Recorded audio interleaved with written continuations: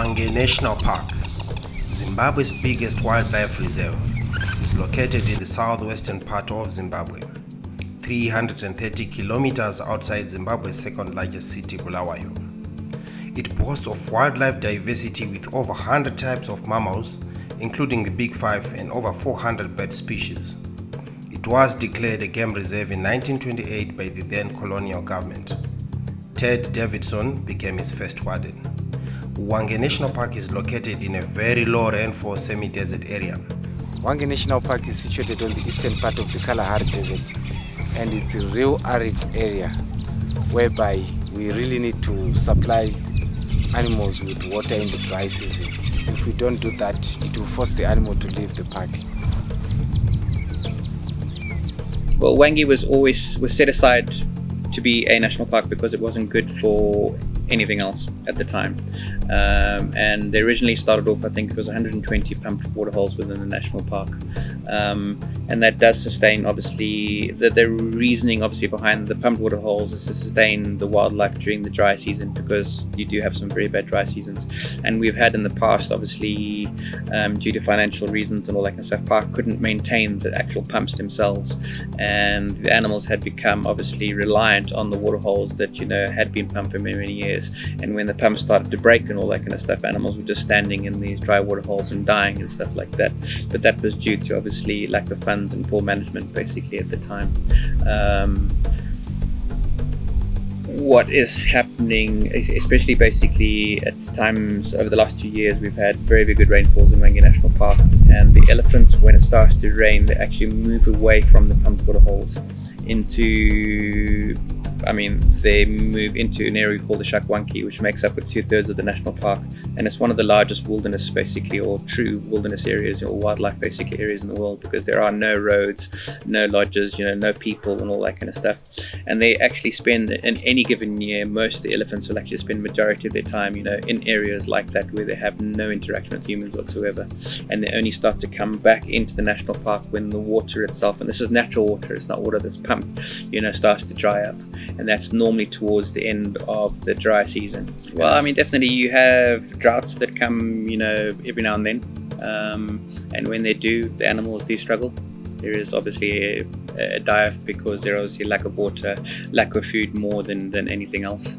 But yeah, there is no, I would say, pattern, things getting worse from a year-to-year basis. They come in waves. The biggest or the easiest example is Victoria Falls. The water goes down every single year. Over half of the waterfall will dry up every single year. And every year, obviously, the water will come up. And it works out to probably almost every 18 or 19 years the river actually doesn't rise at all during the high water season. But that doesn't mean that climate change is having actually any effect on the rise and obviously the drop of the Zambezi itself. In Hwange, I think that the elephants are probably having more of an impact, obviously on the national park than I would say climate has. Yes, Hwange has its ups and downs. The last 2 years, the rainfall has been phenomenal in Hwange. So, there's enough food basically and water for everything. And yeah, every year has a dry season and every year has a wet season.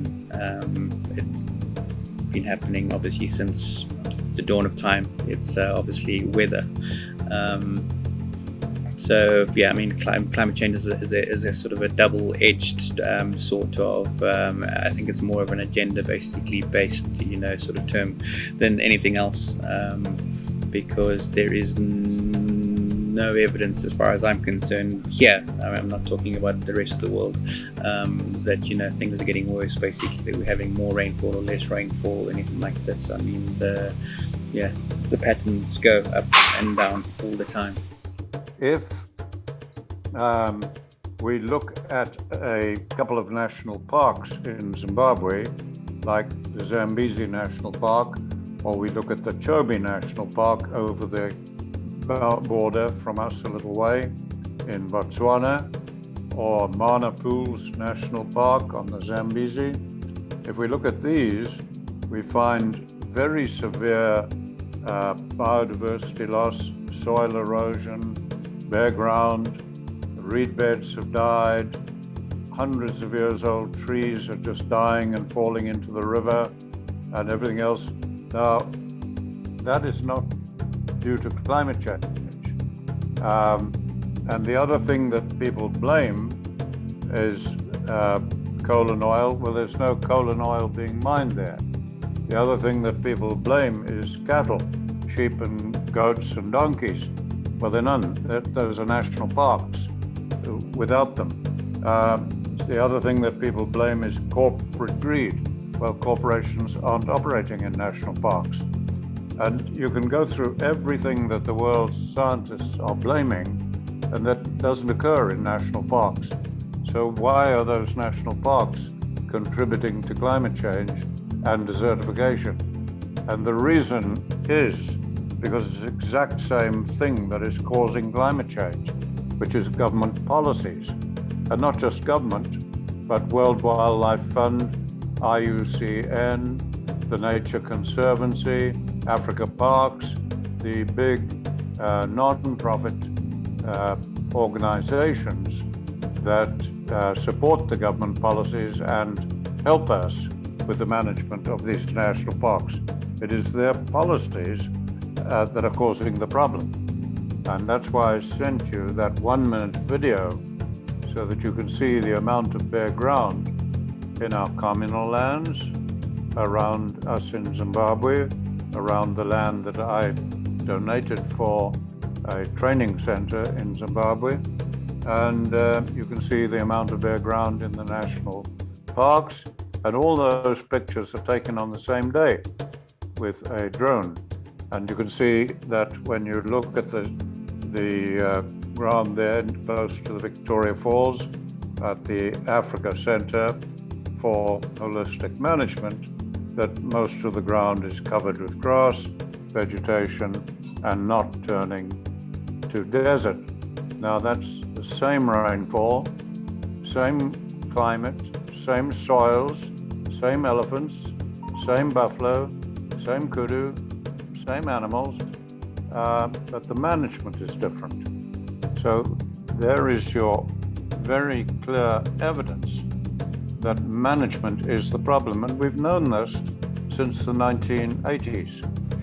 To stop wildlife from leaving the area, Ted had to drill boreholes to extract water from underground aquifers to supply water in an area whose surface water lasts a few weeks after the last rains. This system has kept the game park going for all these years. We digged out that water many years ago, so we pump water there at the water every day. Yeah, especially the animals which we have, which are territorial, which comes every day to have water. Some pushbacks. Pushbacks, they always stay near the people. We are friends with the pushbacks. So they always here or even during the day to come and have some water at the water. I think there's a need to increase the water around this area because at the dry season, we have more elephants coming this side. And sometimes they almost, I can't say finish our water, but the water will be dead.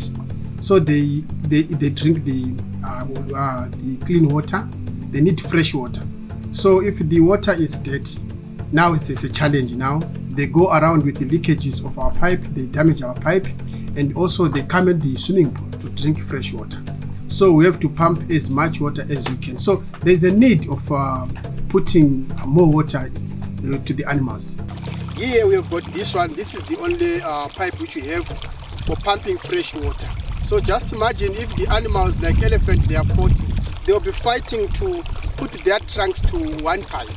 So that's why we said we need more water, especially in the national park or everywhere where the animals they are going, they have to drink fresh water because they don't drink this dead water.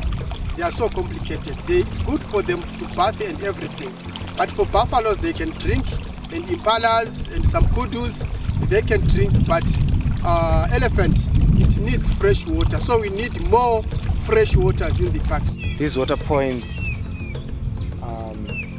since I said it's a real arid area, and there's no man who came to dig here for the water to sit in there. But what happens is elephants are the ones which create all these water points, in the dry season, when most plants are dry and without leaves or without green grasses, the elephants lack nutrients from the plants they eat. So one of the animals that you have to find a place where they can detect if there are salt minerals such as phosphorus, where they'll be digging and taking that sand. We call those salt incrustations, where elephants dig to gain or to obtain minerals such as phosphorus. By so doing, they'll be creating a water point. Then in the rain season, such digging like those, they hold water. And during now, like the midday like now, it's likely that when you drive in places like Hwange Park, there will be elephants cooling down at small water points whereby they'll be digging and splashing sand on their back.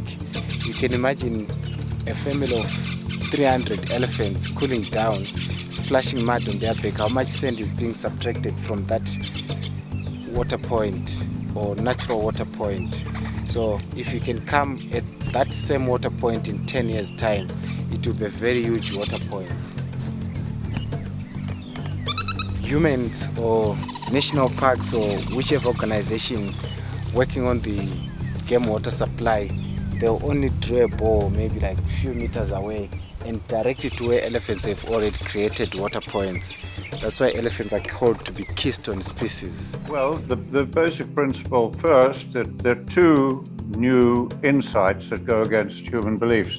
The first is that there are many ways of developing policy, scientifically, dictatorially, democratically, etc.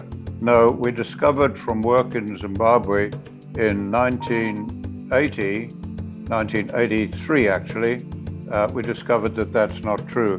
That all governments, American government, Zimbabwe government, Chinese government, Russian government, doesn't matter which, they all develop policy exactly the same way. They have a problem, climate change, COVID, whatever it is, and the experts in that field and the people who are running businesses and corporations, the pressure groups, interest groups in that field advise, and the politicians develop a policy. That is what is causing the problem. And Mugabe said it in 1980 when he was prime minister. He said in Zimbabwe we didn't have a bigger problem than our rising population and our deteriorating environment. And he said, we politicians do not know what to do. The only thing we can do is to take the advice of our scientific advisors. But when it goes wrong, we politicians get the blame. The scientists don't get the blame. And that's the same in America, same in Britain, same everywhere else. So that's how policy is developed.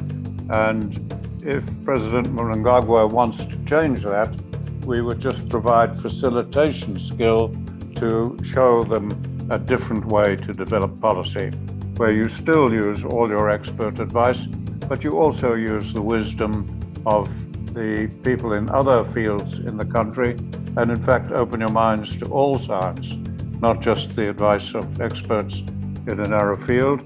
And then the second thing that is fundamentally wrong in all countries is the government of Zimbabwe, same as the government of America, is trying to solve the problem of the desertification and climate change through tools, which you have to do through using some tool, and they are using fire and technology, chemicals, machinery, bulldozers, etc., hoe, axe, but technology and fire.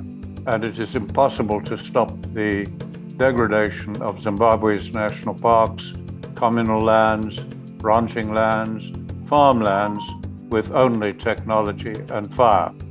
It has to be done also using animals. And that we discovered in Zimbabwe in the 1960s. And that was a new discovery. So when we put those two things together, there's this very simple way that the government of Zimbabwe literally, in a matter of a few months, could be developing a policy with no political risk at all, using all the expertise of Zimbabweans, and I've offered that we will provide the facilitation skills to do that.